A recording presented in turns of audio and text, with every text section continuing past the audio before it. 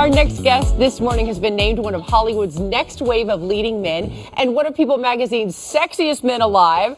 The entertainment girls' hearts are on fire, so it is a really good thing he plays a fireman. See what I did there on the hit show 911, here to give us all the details about season 8. Please say hello to Oliver Stark. Hello. All right, thank you for having me. No, I know. What the fuss is all about.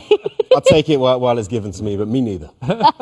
So you play Evan Buck on 911, and it's a fireman. Did you have to train like What's a fireman? his last name? Oh, I was looking, and then Evan Buckley. Oh my God, my bad. Of course you're asking. Buckley. Frank Buckley. Oh my You God. see the. Yes. Yeah, and y'all look identical. Yeah, by Exactly. The way. Yeah. Like The you can't even. resemblance is Yeah. uncanny. No.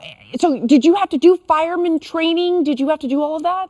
So we've been making the show almost seasons? 8 years, 8 years now. So way back in season 1, we did some stuff, but we always have real and ex-LAFD members on set with us, so to make sure that we are doing somewhat the correct things. It's not a documentary, as you probably know if you ever watched an episode, but we want to kind of find the balance between what feels real and what is entertaining. I bet they love being on set too, and they're like, "This is so cool." Yeah, they're a good kind of check for us when we're complaining about things, and they're like, "Oh, wait, you did this for real." Yeah. I'm like, "Oh God, it's so heavy and hot in this. Oh, you actually ran into fire." So, I'll settle myself down. Well, I want to go ahead and get to the clip because you guys had a Halloween clip, and I want to ask you some questions about that. So let's take a look at 911.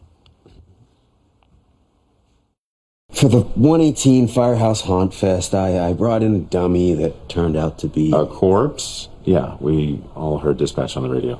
Everybody at Harbor Station was very concerned. It's not funny, okay? I accidentally ripped the guy's left arm right out of its socket. In front of 15 traumatized kids. Yeah, and then, on our next call, my arm gets popped out the socket. My left arm. Does that sound like a coincidence to you?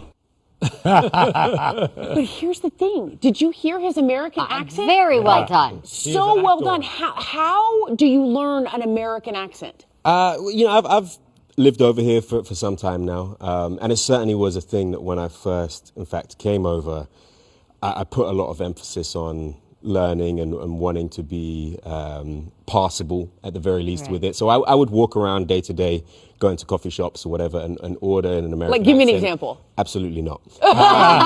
But to see if when I order something, if they would have a reaction of like, what did you say? Right. My British wife, when she asks for a glass of water, It's the hardest one. right? Yeah. Water. Because We say water, and especially if you say bottle of water, I put that. Exactly. I don't know what, and you have to switch into American so that they can understand. Eleanor, my wife, says water. Yeah. She goes real East Coast with that. All right. Well, and you had to really do real quickly. You had to switch like roles. Your sexuality changed on the show, which was a really big turning point. Yeah, not so much almost changed as uncovered about himself, Uncovered, right, yes. and so he discovered in his mid-30s now that he identifies as bisexual. So it was a big deal on the show last year, and it's been really lovely to get to kind of play that story out and see the way that it has affected people and helped them feel represented through the television show. Oliver, thank you so much for joining us. It's so nice to meet you. You did such an amazing job on the accent. Okay, the new episodes of 911 air Thursdays at 8 p.m. on ABC. Thank you again. Thank you. Thank you. Appreciate you. Thanks. Coming up, the